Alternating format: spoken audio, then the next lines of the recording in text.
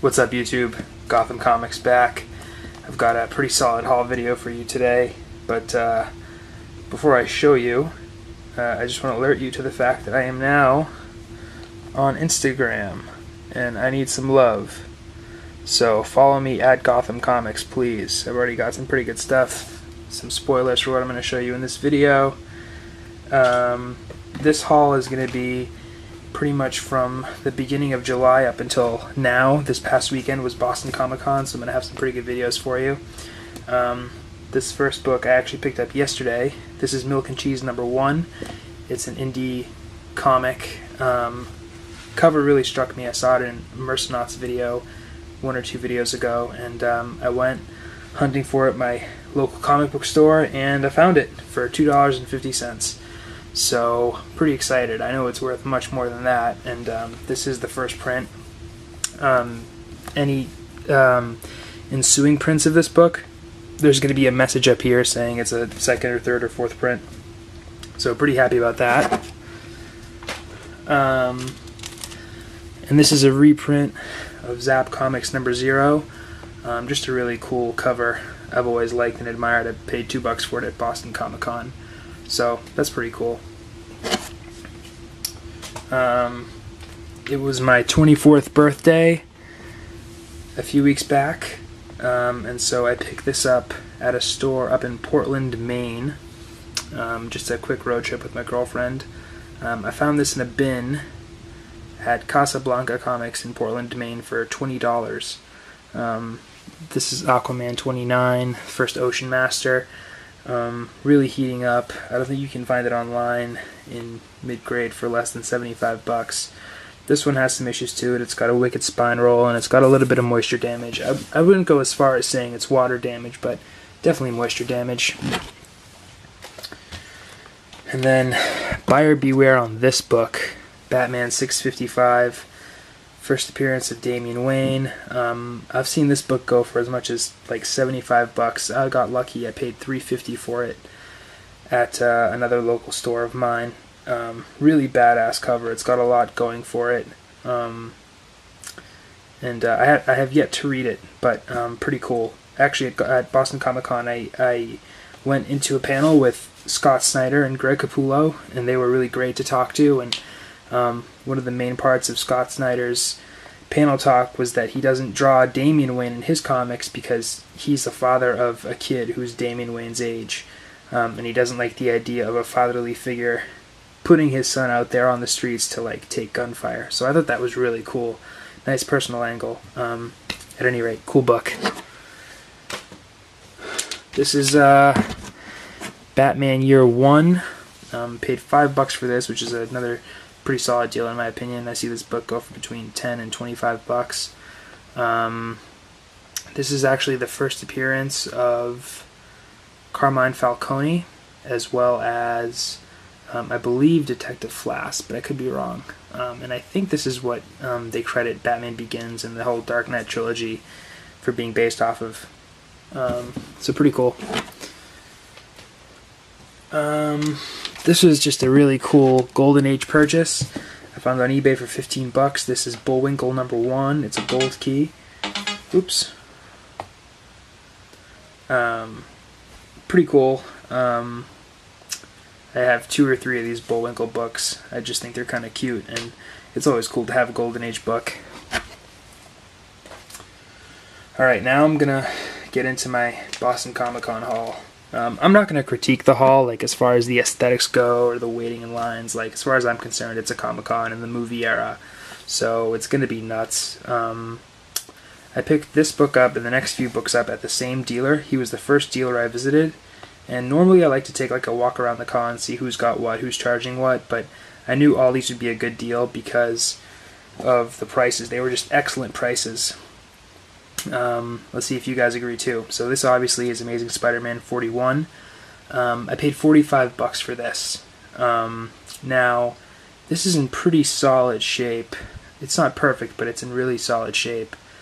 And I was about ready to pay $75 for this book a few weeks back on eBay. And the next like 6 books I got from the same guy for $100. So I was pretty satisfied with that, and I think you will be too. So that's the first Rhino. This is an upgrade for me. Amazing Spider-Man 46, the first Shocker. I paid $25 for this. Solid mid-grade book. I bought a copy of this at a Comic-Con 3 years ago, and it was probably in a little bit better shape, except it had writing right here, and this one has no writing, so I'm pretty ecstatic about that. And I'll probably sell the other one once we get closer to the Spider-Man Homecoming, because Shocker's going to be one of the villains, or so it's been rumored. This is another book I'm really excited about. This is Amazing Spider-Man 37, the first Norman Osborn, another book that's been on my radar for a really long time.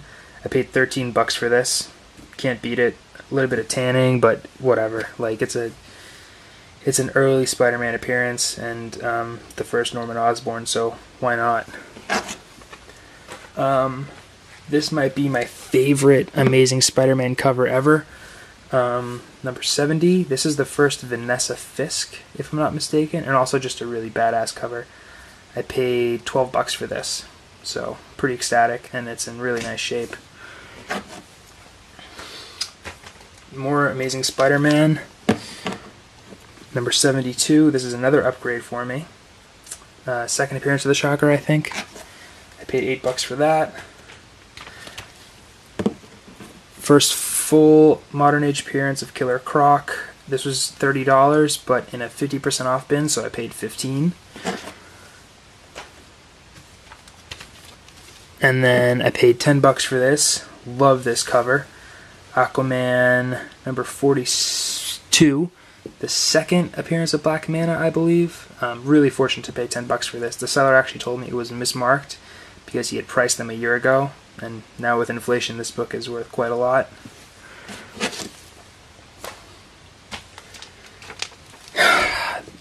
Day 2, Batman Superman Annual number 4. First appearance in continuity of Batman Beyond. I paid $7 for this. Really great deal and a really beautiful book. And on the second day of Boston Comic Con, I only picked up 2 books. Here's the second one I got. This is Batman 307, first Lucius Fox. Paid $5 for it. Now day 3 started off real slow. At first, this was my only book. Batman 475, first Renee Montoya. This is a $5 book, which I actually felt they overpaid for. Yeah. And then my last 3 are really interesting books. So, it's really amazing at Comic-Con. Like, I think that all the wall books are probably overpriced by about 20%. And I was really just looking for a deal. Like, I wanted to get a bigger book because every year I get like one kind of big book, and finally, like with an hour and a half before the place was closing, I found this, Tales to Astonish 44. It's not perfect, it's mid-grade. It's got a little bit of scuffing and some edge wear, but I'm fine with it. I paid $261 for this. The seller actually ripped me off. He was from Florida, and he charged me Florida sales tax, even though the con was held in Massachusetts, which I'm pretty sure is illegal. Like, you can't charge someone sales tax, but from a different state. But shame on me for falling for it. And not only that, but he overcharged me on the sales tax. He overcharged me by like $20, and I just kind of went along with it. So I'm pretty disappointed in myself for doing that. But you know, 3 days of Comic-Con, sensory overload, and I just wanted the book, to be honest. I've been on the hunt for this book for a while. You know, online it's really hard to pay less than $250 for this book in decent shape, so I'm happy to get it, but I'm bummed about that seller. But I'm going to end on a high note. I picked these 2 books up from a really nice seller out of New York, Daredevil 131 and Fantastic 446.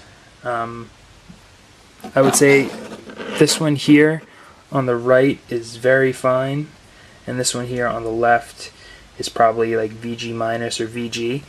I paid $90 for this, and I paid $50 for this. And like I said, this is an upgrade. I picked up this book last year, but there was a rip here in the corner. Seller was just a really nice guy, and cut me a deal. The original price on this was $110. So I didn't think I'd be getting this book, and I'd been on the hunt for a better version of this, but whatever. It was a good deal, so it was hard to pass up.